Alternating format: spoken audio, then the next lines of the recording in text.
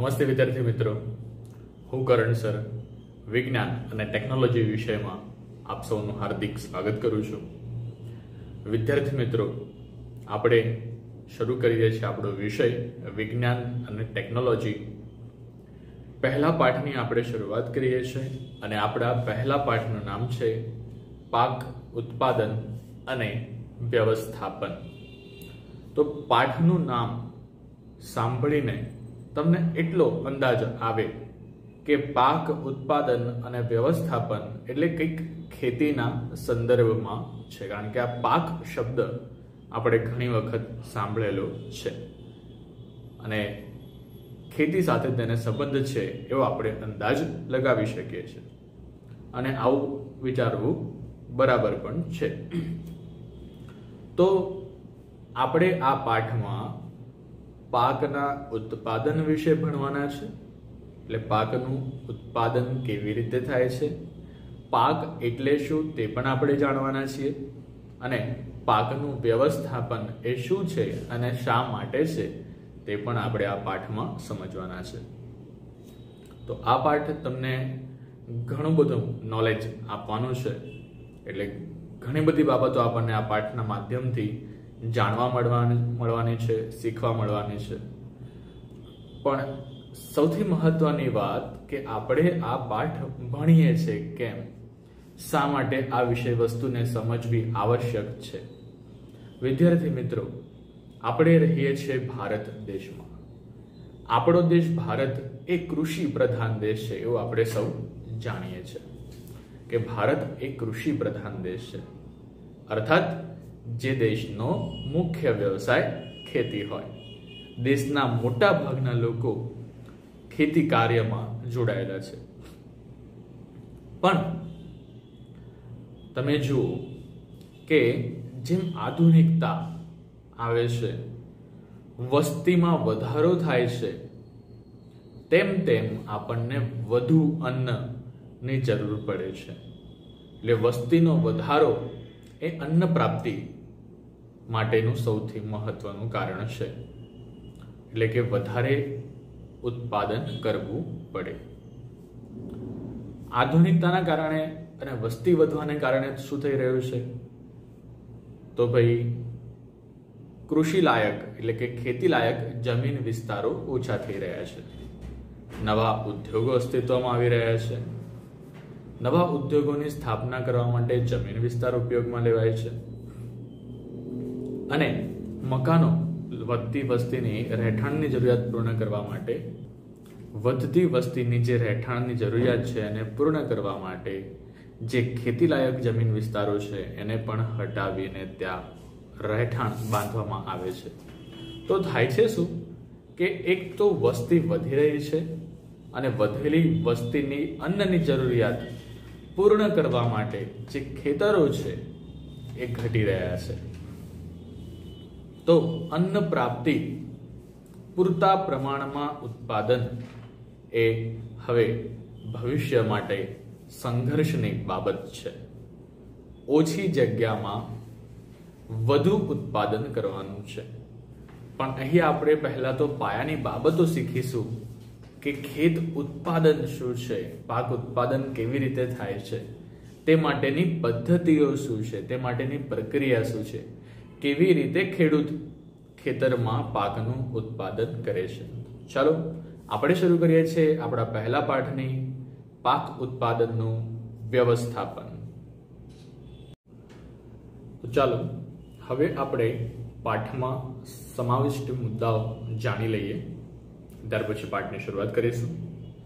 વિદ્યાર્થી મિત્રો, પાઠમાં સમાવિષ્ટ મુદ્દાઓમાં પહેલા છે ખેત પદ્ધતિઓ, એટલે કે એગ્રીકલ્ચર પ્રેક્ટિસિસ, અર્થાત ખેતી કામ કેવી રીતે કરવામાં આવે છે। તો એક સામાન્ય સમજથી શરૂઆત થાય છે ખેત પદ્ધતિઓ, જેમાં આપણે જાણીશું કે પાક એટલે શું અને પાકના પ્રકાર, ઋતુ આધારિત। ત્યાર પછી આપણે જોવાના છે પોઈન્ટ નંબર 2, જેમાં આપણે જોવાના છે પાક ઉત્પાદનની મૂળભૂત પદ્ધતિઓ।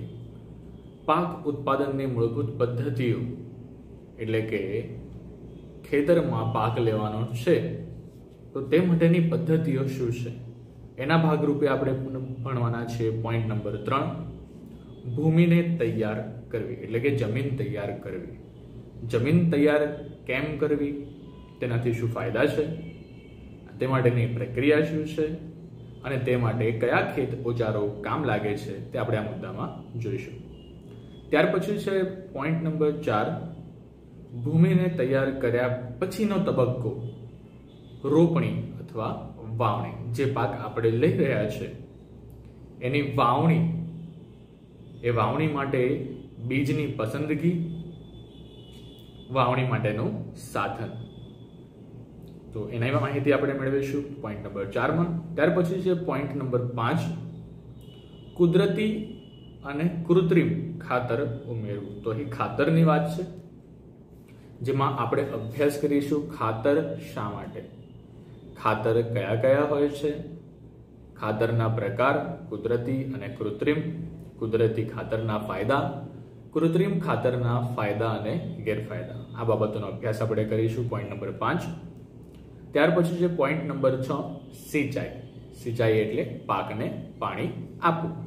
તો પાકને પાણી આપવાની પરંપરાગત પદ્ધતિઓ શું છે, પાકને પાણી આપવાની આધુનિક પદ્ધતિઓ શું છે, એટલે કે સિંચાઈની પરંપરાગત પદ્ધતિઓ, સિંચાઈની આધુનિક પદ્ધતિઓ અને સિંચાઈની જરૂરિયાત, એ આપણે આ મુદ્દામાં ભણીશું. ત્યાર પછી છે પોઈન્ટ નંબર 7, જેમાં આપણે જોવાના છે પાકનું નિંદણથી રક્ષણ. તો પાકના શત્રુ કહી શકાય એવા નિંદણ જે છે એ નિંદણથી, એટલે નિંદણ એટલે શું, નિંદણથી પાકનું રક્ષણ શા માટે જરૂરી છે અને નિંદણ દૂર કરવા માટે વપરાતા સાધનો, એનો અભ્યાસ કરીશું આપણે પોઈન્ટ નંબર 7માં. ત્યાર પછી છે પોઈન્ટ નંબર 8, લણણી. લણણી એટલે કે તૈયાર થયેલા પાકને કાઢવો. પાક તૈયાર થઈ ગયા પછી પાક કાઢતી વખતે શું ધ્યાન રાખવું, તે માટે કયા સાધન વપરાય છે અથવા શું પદ્ધતિ છે, આધુનિક યંત્ર કયા છે માટેના, એ આપણે જાણીશું લણણી અથવા કાપણી મુદ્દામાં. ત્યાર પછી છે પોઈન્ટ નંબર 9, સંગ્રહ. જ્યાં સુધી પાક ઉત્પાદન ગ્રાહક સુધી પહોંચતા નથી ત્યાં સુધી એ ઉત્પાદનને સુરક્ષિત રીતે, તેને નુકસાન ન થાય તે રીતે સંગ્રહ કરવાની પદ્ધતિઓ શું છે, સંગ્રહનું મહત્વ શું છે, સંગ્રહ સ્થાન કેવા હોવા જોઈએ, તેનો અભ્યાસ કરીશું આપણે પોઈન્ટ નંબર 9માં.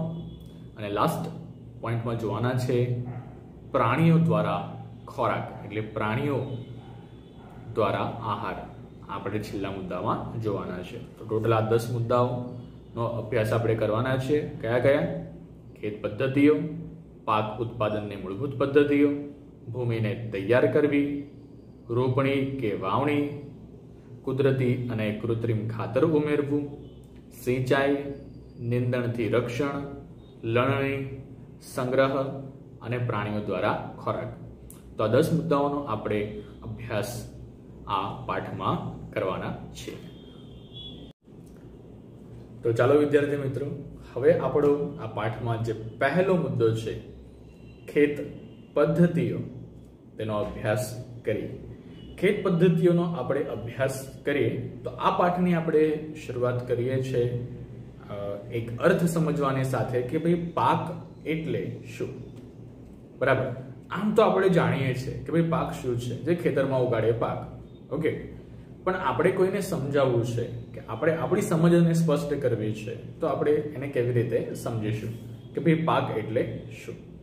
તો વિદ્યાર્થી મિત્રો, જ્યારે કોઈ એક જ પ્રકારના છોડને સંપૂર્ણ ખેતરમાં ઉગાડવામાં આવે, કોઈ એક જ સ્થાને, તો યાદ રાખજો શરત શું છે, કોઈ એક જ છોડ કોઈ એક જ સ્થાને. તો કોઈ એક ચોક્કસ સ્થાન ઉપર તમે એક જ પ્રકારના બધા છોડ ઉગાડો છો તો એને શું કહેવાશે બેટા, પાક. ચલો ઉદાહરણ દ્વારા સમજીએ.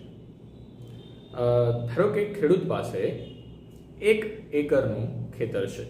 1 એકર, એ 1 એકરના સંપૂર્ણ ખેતરમાં, આખા ખેતરમાં ફક્ત ઘઉંના છોડ ઉગાડે છે, એટલે ઘઉં ઉગાડે છે, તો આપણે શું કહીશું એને? ઘઉંનો પાક.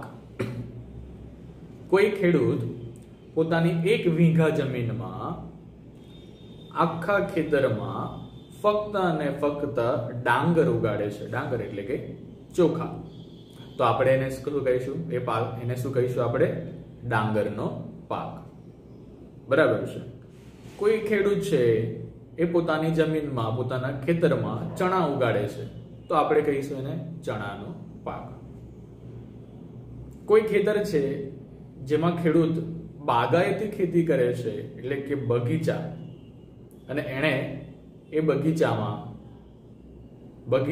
અહીં ખેતીના સંદર્ભમાં બગીચો શબ્દ છે એ આપણે જે પાર્ક કે ગાર્ડન છે, પાર્ક જે આપણે ફરવા માટે જઈએ છીએ, રમવા માટે જઈએ છીએ, એનાથી બિલકુલ અલગ છે.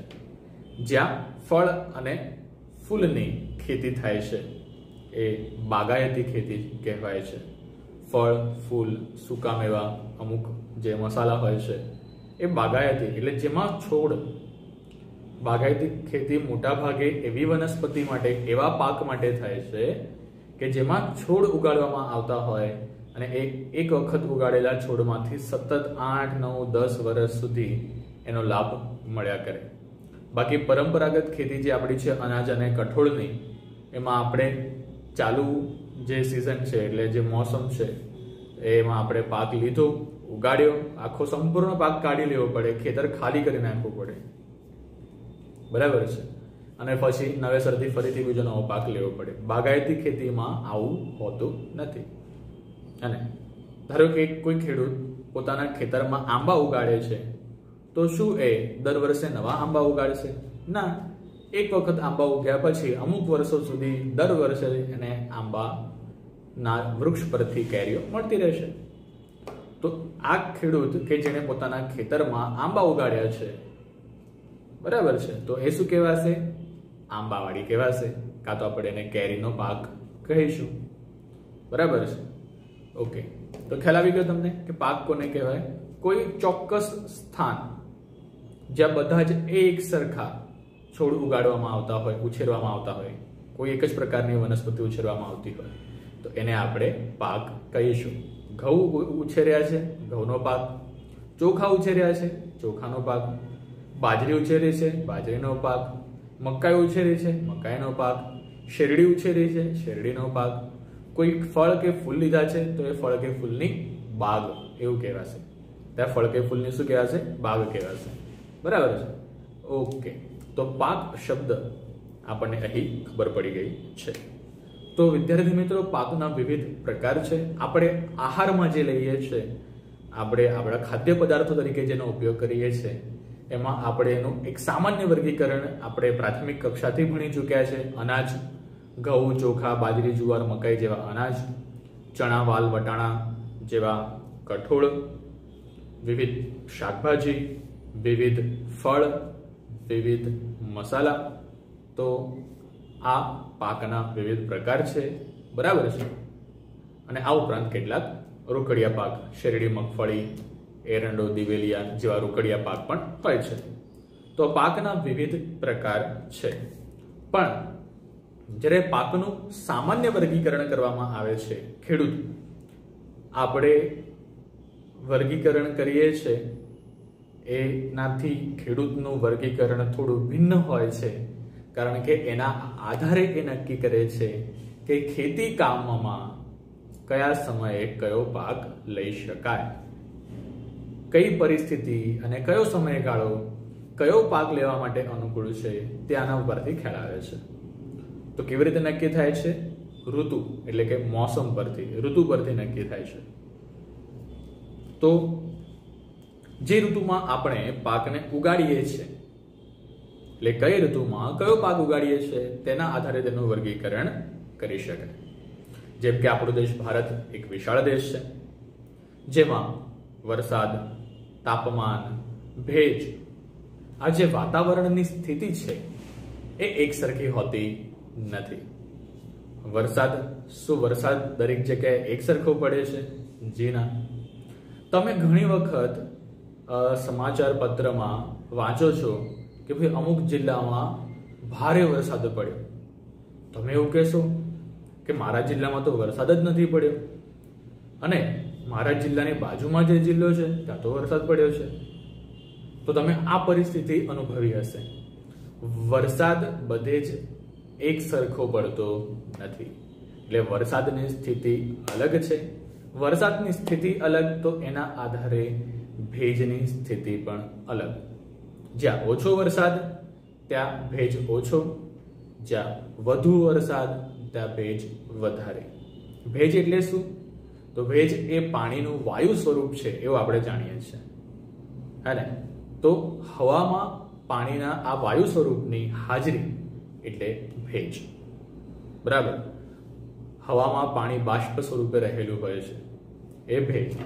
ભેજ હવામાં પણ એટલું જ મહત્વનું છે અને જમીનની અંદર પણ તેટલો જ મહત્વનું છે.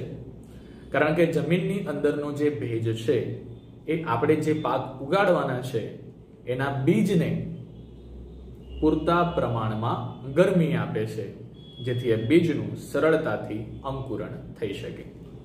ખ્યાલ આવે છે? એટલે ભેજની સ્થિતિ જગ્યાએ અલગ હોઈ શકે, વરસાદની સ્થિતિ જગ્યાએ અલગ હોઈ શકે, તાપમાન જગ્યાએ અલગ હોઈ શકે છે. કોઈ જગ્યાએ ગરમી પુષ્કળ વધારે તો કોઈ જગ્યાએ ઠંડી પુષ્કળ વધારે, તો કોઈ જગ્યાએ વધુ ગરમી પણ ના લાગે, વધુ ઠંડી પણ ના લાગે, તો કોઈ જગ્યાએ વરસાદ બહુ ભારે પડતો હોય, વર્ષના મોટા ભાગના દિવસોમાં વરસાદ પડતો હોય. તો આ જે ભૌગોલિક સ્થિતિ, આ જે પર્યાવરણીય કે વાતાવરણીય સ્થિતિ છે એ ભૌગોલિક વિસ્તારોમાં અલગ અલગ હોઈ શકે છે. આ ઉપરાંત જમીનની જે ગુણવત્તા છે એ પણ દરેક જગ્યાએ એક સરખી નથી. અને કોઈ જગ્યાએ જમીન બહુ જ વધારે ફળદ્રુપ, તો કોઈ જગ્યાએ જમીન ખૂબ જ ઓછી ફળદ્રુપ. જમીનમાં ઉપલબ્ધ દ્રવ્યોની હાજરી પણ અલગ અલગ. કોઈ જગ્યાએ કાપ વધારે, કોઈ જગ્યાએ લોહ તત્વ વધારે, કોઈ જગ્યાએ સેન્દ્રિય પદાર્થ વધારે, કોઈ જગ્યાએ રેતી વધારે, કોઈ જગ્યાએ માટી, કાંકરા કે પથરા વધારે. તો જમીનમાં પણ વૈવિધ્ય છે. તો આ વાતાવરણની સ્થિતિ અને જમીનની સ્થિતિ અનુસાર ઉપરાંત એટલે ખેડૂત કઈ કઈ બાબતોને ધ્યાનમાં લે છે બેટા, એ આપણે અહીં ચર્ચા કરીએ છીએ કે ખેડૂતે પોતાના ખેતરમાં કોઈ પાક લેવો છે. હવે તમને પાક એટલે ખબર પડી ગઈ છે કે ખેડૂત પોતાના ખેતરમાં, આખા ખેતરમાં કોઈ એક પાક ઉગાડવાનો છે. તો એ કયો પાક પસંદ કરશે તેનો આ આધાર છે કે જે જગ્યાએ એનું ખેતર છે એ જગ્યા કેવી છે, એટલે જમીન કેવા પ્રકારની છે. રેતાળ છે, કાપાળ છે, માટિયાળ છે, ગોરાળુ જમીન છે, પથરાળ જમીન છે, કેવા પ્રકારની જમીન એની પાસે છે, એમાં દ્રવ્યોની હાજરી કેવી છે. જે જગ્યાએ એની જમીન છે ત્યાંના વાતાવરણમાં ભેજની સ્થિતિ કેવી છે, ત્યાંનું તાપમાન કેટલું, મહત્તમ તાપમાન કેટલું રહે છે, લઘુત્તમ તાપમાન કેટલું રહે છે, શિયાળા દરમિયાનનું તાપમાન કેટલું રહે છે, ઉનાળા દરમિયાનનું તાપમાન કેટલું રહે છે, અને ચોમાસા દરમિયાન સરેરાશ કેટલો વરસાદ રહે છે.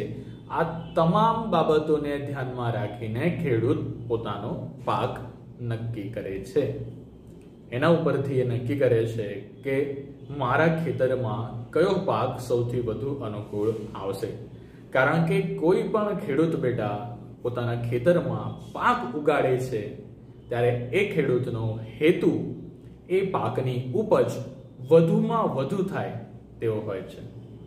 કારણ કે ખેડૂતને એ પાકની એક જ વખત આવક મળવાની છે, જેમાંથી એને સંપૂર્ણ વર્ષ ગુજરાન ચલાવવાનું છે. હે ને? તમારા જે પેરેન્ટ્સ છે, જે જોબ કરતા હોય, તમારા માતા પિતા જો નોકરી કરતા હોય તો એમને દર મહિને એક ચોક્કસ વેતન કે પગાર મળતું હોય. મજૂરી કામ કરતા હોય તો એ પ્રમાણે એક નક્કી મજૂરી મળતી હોય સમયાંતરે.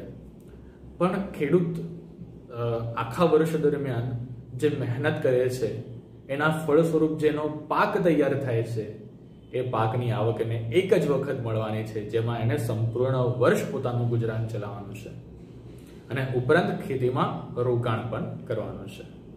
તો ખેડૂતની ઈચ્છા શું હશે કે તે મહત્તમ ઉત્પાદન મેળવી શકે, વધુમાં વધુ ઉપજ, એટલે જે ઉગે એને ઉપજ કહેવાય, બરાબર? ખેતરમાં જે ઉગે, આપણે જે પાક લીધો છે એ પાક કેટલા પ્રમાણમાં થાય છે એ ઉપજ કહેવાય, બરાબર છે? એ પાકની ઉપજ કહેવાય. ખ્યાલ આવ્યો તમને? કોઈ ખેતરમાંથી 100 કિલો ડાંગર નીકળી તો એ 100 કિલો ડાંગર ઉપજ કહેવાય. કોઈ ખેતરમાંથી 50 કિલો ઘઉં નીકળ્યા તો એ 50 કિલો ઘઉં શું કહેવાય? ઉપજ કહેવાય. ખ્યાલ આવે છે તમને? ઓકે. તો મહત્તમ ઉપજ મળે એ ખેડૂતનો ધ્યેય હોય છે અને માટે આ બધી જ બાબતોનો ખેડૂત ધ્યાન રાખતો હોય છે. તો વિદ્યાર્થી મિત્રો, આપણે કઈ ઋતુમાં કયો પાક લઈએ છીએ તેના આધારે મોટા ભાગે પાકને 2 વર્ગમાં વહેંચી શકાય છે. નંબર 1 ખરીફ પાક, નંબર 2 રવિ પાક. ખૂબ સરળ છે આને સમજવું બેટા. ખરીફ પાક એ ચોમાસામાં લેવાતો પાક છે. એટલે ચોમાસાની શરૂઆતમાં ખેડૂત જે વાવણી કરે છે તો એ ખરીફ પાક છે, અને શિયાળાની શરૂઆતમાં ખેડૂત જે પાકની વાવણી કરે છે એ રવિ પાક છે. સમજ્યા તમે? ચોમાસા દરમિયાન લેવાતો પાક ખરીફ પાક અને શિયાળા દરમિયાન લેવાતો પાક રવિ પાક. તો જોઈએ આપણે વારાફરતી. પહેલું છે ખરીફ પાક. જે પાકને વરસાદની ઋતુમાં રોપવામાં આવે છે તેને ખરીફ પાક કહેવાય છે. એટલે ચોમાસું શરૂ થતાં જ ખેડૂત જે પાકની વાવણી કરે છે એને આપણે ખરીફ પાક કહીશું. તો આપણે યાદ રાખીશું ચોમાસામાં ખરીફ પાક. હવે ચોમાસું આપણા દેશ ભારતમાં ચોમાસાનો જે સમયગાળો છે એ સામાન્યતઃ રીતે શું હોય છે? જૂનથી સપ્ટેમ્બર. જૂન, જુલાઈ, ઓગસ્ટ, સપ્ટેમ્બર. એટલે જૂન મહિનામાં ખેડૂત જ્યારે ચોમાસું નિયત એને શરૂઆત થયેલી દેખાય, નિયમિત સ્વરૂપે ચોમાસું શરૂ થયું છે એવા અણસાર આવે એટલે ખેડૂત પાકની વાવણી કરતો હોય ત્યાં સુધી એ શું કરે એ આપણે આ પછીના મુદ્દામાં જોઈશું. એટલે જૂન, જુલાઈ, ઓગસ્ટ, સપ્ટેમ્બર આ 4 મહિના ચોમાસાના છે ત્યાં સુધીમાં એ ખરીફ પાકની વાવણી કરીને ઉત્પાદન મેળવશે. તો આવા કયા કયા પાક છે? ઉદાહરણ ઘણા હશે, આપણે થોડા ઉદાહરણ જોઈએ. ડાંગર, જેને અંગ્રેજીમાં પેડી કહેવાય છે. મકાઈનો પાક મેઇઝ કહેવાય છે અંગ્રેજીમાં. સોયાબીન, જે કઠોળ છે, તેલીબિયા પણ કહેવાય, એટલે તેલ પણ મળે છે એમાંથી, કઠોળ તરીકે પણ ઉપયોગમાં લેવાય છે. મગફળી, જેને આપણે અંગ્રેજીમાં ગ્રાઉન્ડનટ કહીએ છીએ, રોકડીયો પાક છે. કપાસ, એ પણ રોકડીયો પાક છે, જેને આપણે અંગ્રેજીમાં કોટન કહીએ છીએ. તો ડાંગર, મકાઈ, સોયાબીન, મગફળી, કપાસ આ એવા પાક છે જે ચોમાસાની ઋતુમાં ઉછેરવામાં આવે છે. તો આ બધા જ ખરીફ પાક છે એવું આપણે કહી શકીએ. હવે આપણે વાત કરીએ નંબર 2 રવિ પાક. જે પાકને શિયાળાની ઋતુમાં રોપવામાં આવે, એટલે શિયાળાની શરૂઆતમાં જે પાક લેવામાં આવે, રોપવામાં આવે એને આપણે રવિ પાક કહીશું. ખરીફ પાક એ ચોમાસામાં લેવાતા એવા પાક છે જેમને સતત વરસાદ અને વધુ પાણીની જરૂર પડે છે. એમાં પણ બેટા ખાસ કરીને ડાંગરને તો ખેતર પાણીથી છલોછલ ભરેલું રહે એટલા બધા પાણીની જરૂર ડાંગર એટલે કે ચોખાના પાકને પડતી હોય છે. ત્યારે રવિ પાક એ જે શિયાળામાં લેવામાં આવતા આપણા પાક એવા છે કે જેને વહેલી સવારનું જે ધુમ્મસ હોય કે ઠંડક હોય એવું વાતાવરણ એને જોઈએ. વરસાદની ઋતુ પૂર્ણ થઈ છે એટલે જમીન તો ભેજથી ભરપૂર હોય જ, એને વધુ પાણીની જરૂર નથી, સામાન્ય પાણીથી એ ઉછેરી શકાય છે. રવિ પાક હવે ભારતમાં શિયાળાની જે ઋતુ છે એ સામાન્ય રીતે જેનો સમયગાળો છે સ્વાભાવિકપણે ચોમાસું પૂર્ણ થયા પછી શિયાળો શરૂ થાય છે. તો ચોમાસું પૂર્ણ થયું સપ્ટેમ્બરમાં. હવે ચાલુ કરીએ આપણે શિયાળો. ઓક્ટોબરથી માર્ચ સુધી કાઉન્ટ થાય છે. ઓક્ટોબર, નવેમ્બર, ડિસેમ્બર, જાન્યુઆરી, ફેબ્રુઆરી અને માર્ચ આવા 6 મહિના. શિયાળો 6 મહિનામાં નથી હોતો પણ આ 6 મહિના ગણતરીમાં લેવાય છે. ઓક્ટોબર, નવેમ્બર, ડિસેમ્બર, જાન્યુઆરી, ફેબ્રુઆરી, માર્ચ. ટૂંકમાં માર્ચમાં ખેડૂતનું ખેતીકામ, ચાલુ વર્ષ માટેનું ખેતીકામ પૂર્ણ થાય, બરાબર છે. પછી ખેડૂતને પણ થોડા દિવસનું વેકેશન મળે, હે ને, તમારી જેમ પરીક્ષા આપ્યા પછી તમને હોય છે પ્રમાણે. અને ત્યાર પછી લગભગ મોટાભાગના ખેડૂતો એપ્રિલ મહિના દરમિયાન કે મે મહિના દરમિયાન જે અખાત્રીજનો ઉત્સવ હોય છે, અક્ષય તૃતીયા, એ અખાત્રીજના દિવસથી નવા વર્ષના ખેતી કામની શરૂઆત મોટા ભાગે પારંપરિક રીતે કરતા હોય છે. અને ફરીથી પછી જૂન મહિનામાં ખરીફ પાક ચાલુ, અને ચોમાસું પૂર્ણ થયા પછી ઓક્ટોબર મહિનાથી રવિ પાકની શરૂઆત. અહીં આપણને રવિ પાકના કેટલાક ઉદાહરણ આપેલા છે. ઘઉં, જેને આપણે અંગ્રેજીમાં વીટ કહીશું, ચણા, ગ્રામ, વટાણા, જેને પીસ કહેવાય છે, રાઈ, મસ્ટર્ડ, અળસી, લિનસીડ. તો આ કેટલાક છોડ છે જે શિયાળાની ઋતુમાં લેવાય છે, જેને આપણે રવિ પાક કહીશું. ઘઉં, ચણા, વટાણા, રાઈ, અળસી, આ કેટલાક ઉદાહરણ આપણે જોયા. ચલો આપણે શું જોયું? ખરીફ પાક અને રવિ પાક. ચોમાસામાં લેવાતો પાક ખરીફ પાક, શિયાળામાં લેવાતો પાક રવિ પાક. ઓકે, ચલો તો આપણે આજનું જે લેક્ચર છે એ અહીં પૂર્ણ કરીએ છીએ.